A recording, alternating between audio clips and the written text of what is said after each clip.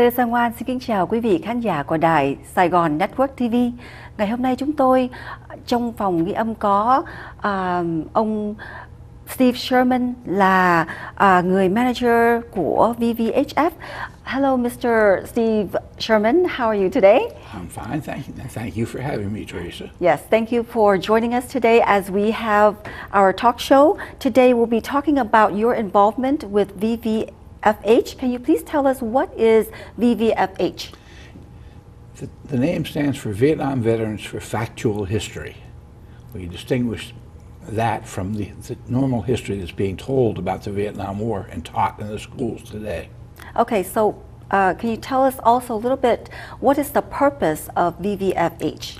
We want to preserve the history of the war that we fought in through our eyes, through the eyes of the people who participated in that war. So do you think it will help people to understand a little bit more about the military and the history as seen through the eyes of the participants? That's the idea. What's being taught in the schools is very much different than what we're aware of in Vietnam and after Vietnam. And we like a record of our thoughts for historical purposes. How many years have you been in existence? We actually started VVFH we started a foundation called Radix Foundation in 2004. The people who were in that foundation, we had a project to do. We had a conference in Boston in 2004. In 2013, we had another circumstance that we wanted to respond to, and we organized VVFH among those participants. There was a conference that was being held in Washington, D.C., and we didn't like what they were presenting. So we actually wrote a book in pre-spons. We finished this book before the conference started. We passed it out. We told everybody what we didn't like about the participants and what they were going to say and what they should have said. Put it all in this book and went to the conference with that. So you were just leading me to the next question, which is what are some of the projects is VVFH involved in, and how widely publicized are your works? All right. We're spending most of our time trying to get our thoughts down on paper. We're getting older. Right. If we don't get them down now, it's not going to be there. So we don't spend a lot of time on marketing or promoting it in various ways. We're going to leave that to other people when we're gone. Okay? But we have a lot of different projects that are going on all at the same time. One of them is a book series that I mentioned before. That book series went from one book about 1963 to now 10 books, each of a different year, and we have 3 more books to complete the series. But besides the books, you also have magazines, Mr. Sherman? We just started a series of magazines. We have 3 issues produced so far, and this is the most recent issue, and it's available for free as a download online. Okay, so if you will, can you tell us how does this include Vietnamese Americans and how is it relevant to us? Well, we were your allies in Vietnam, and you are our allies fighting a similar war here today in the information war. And we both respect and need each other and our mutual participation. And what do you think of the Ken Burns or the PBS Vietnam War documentary? What are your thoughts about that movie? Well, when he made the video, he said that he wanted to encourage a discussion about the Vietnam War because the Vietnam War was the reason for the polarization in society today. We agree with that. The Vietnam War polarized the United States and presents itself today in that way. However, he doesn't seem to be very open to having any discussion. So we are putting our material out for the public to see, and they can draw their own conclusions from there. Are there certain examples about the Ken Burns movie that made you think twice, that stands out and you want to tell us about? Well, we're going to be doing that in a series of videos. One is Ken Burns is not teaching history. he's teaching propaganda, and he's teaching emotions rather than facts. Right? There were some mechanical problems with what he did, the way he went about doing it. The person who arranged all of his actions in Hanoi was a member of the Vietnam Veterans Against the War. Against the war. And what he brought to the video was contrary to what most veterans think about it. And VVAW was a very, very small percentage of the Americans that served in Vietnam.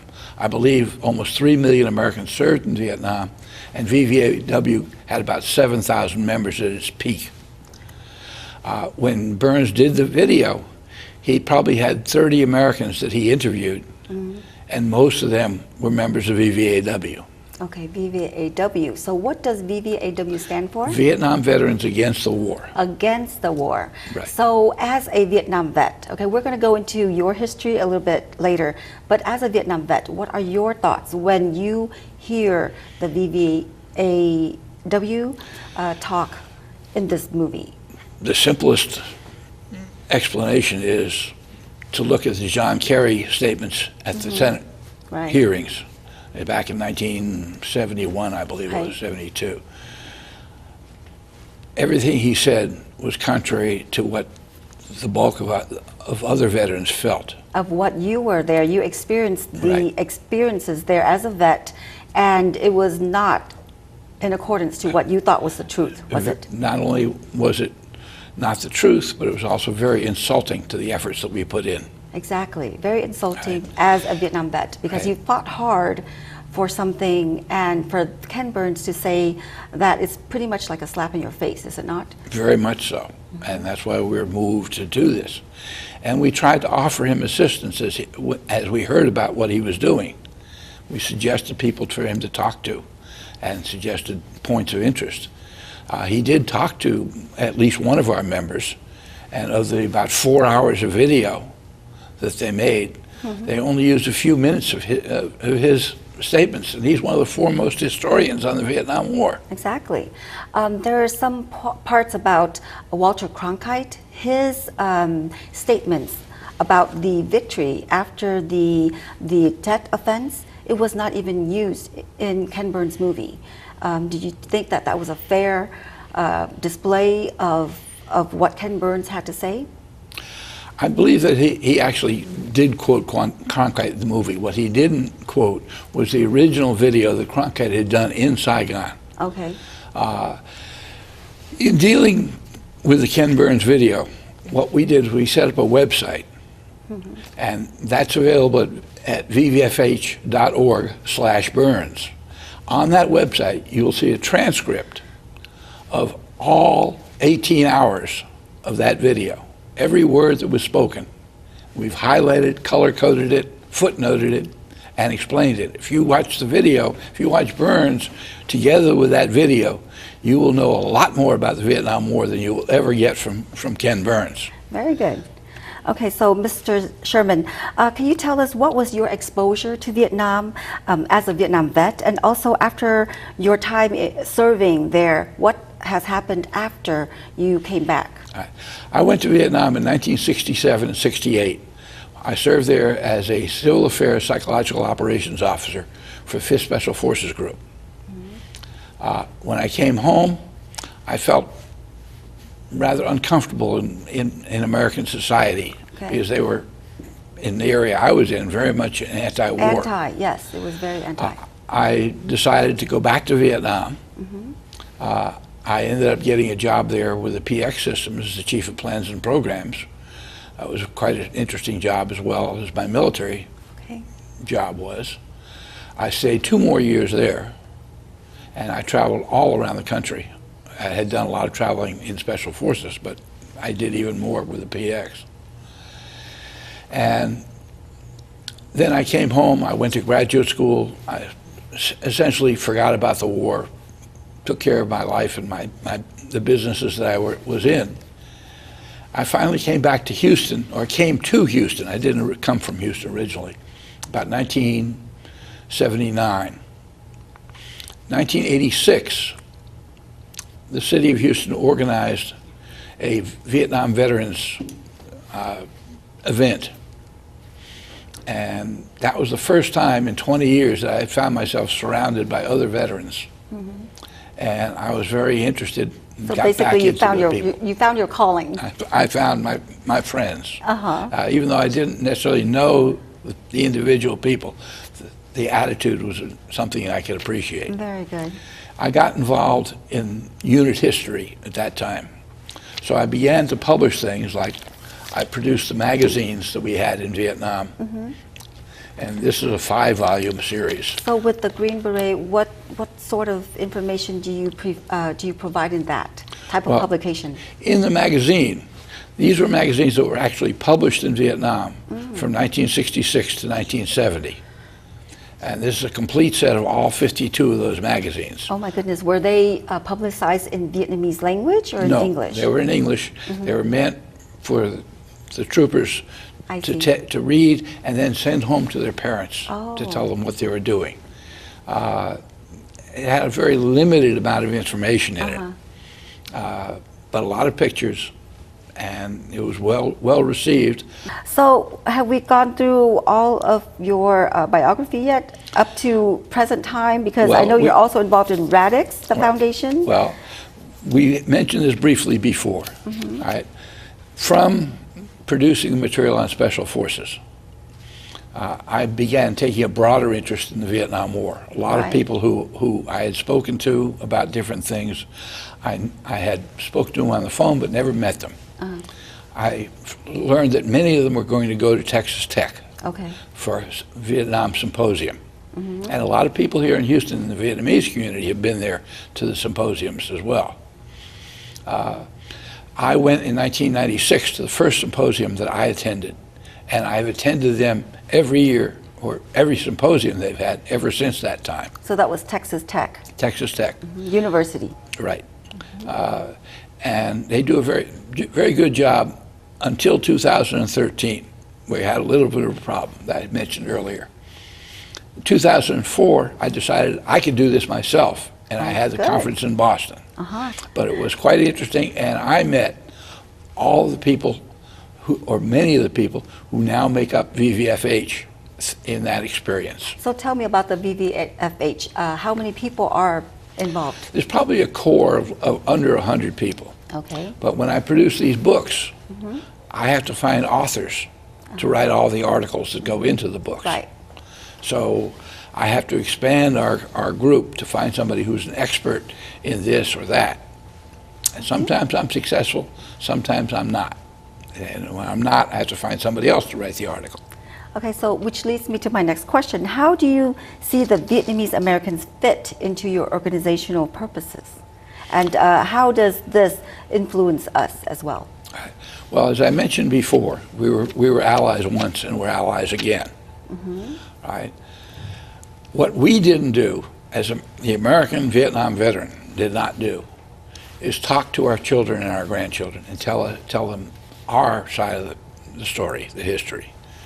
And as a result, we left that to academia, let the teachers teach a war that they knew nothing about, and let our children be influenced by that teaching. That failed because the history that they're being taught is wrong. It's important that American Vietnam veterans, Vietnamese-born American Vietnam veterans, speak to their children, tell them their history, and answer their questions, because what they're getting from the schools is not factual. I totally agree with you. I do have a son myself, and he is highly interested in the Vietnam War. He even went out of his way to research it because the school is lacking a system where they can teach about it because it's not very popular. I don't think it's a very popular subject in high school these days. So either that or there aren't that many facts out there that they can rely on. I also want to ask you, how can we as a community, the Vietnamese community, contribute to your organization, Mr. Sherman? Well, as I mentioned before, all of our members are getting on in years. And You're saying you're getting older as we're Right. speaking. Yeah. we have a number of projects, one of which your TV station is supporting very well. It's a video that we're making in response to Burns to bring out the Vietnamese side of the story. So you're talking about the Fred Coster movie that we're Yes. about to do right now. Right. That we're helping produce right now. Another thing is that your younger generation has a lot of skills that we as an older generation don't have. We know nothing about social media, and that's how you promote things. That's how you promote ideas today. And we know nothing, we have limitations on our skills with computers, programming, setting up websites and such. And if you're interested, first of all, help Fred in his video. Help Fred Coster in his video. The parents participate in the video, And we talk to our telling their children. stories, Yes. and talk to your children. Yes. And if your children want to take some time to use social media or to Twitter, they use- can Twitter, they can Facebook, they can put on all of their social media, Snapchat, Right. and make it more widely known, because I think a lot of people may be interested, but somehow they don't have the tools, or they don't have the know-how into getting into a site if no one talks about it, if no one makes it popular again. So it is, you're right, we should get involved and help you make it more well known. I think we're about to take a commercial break right now, so please stay tuned for the next segment. Thank you. Okay.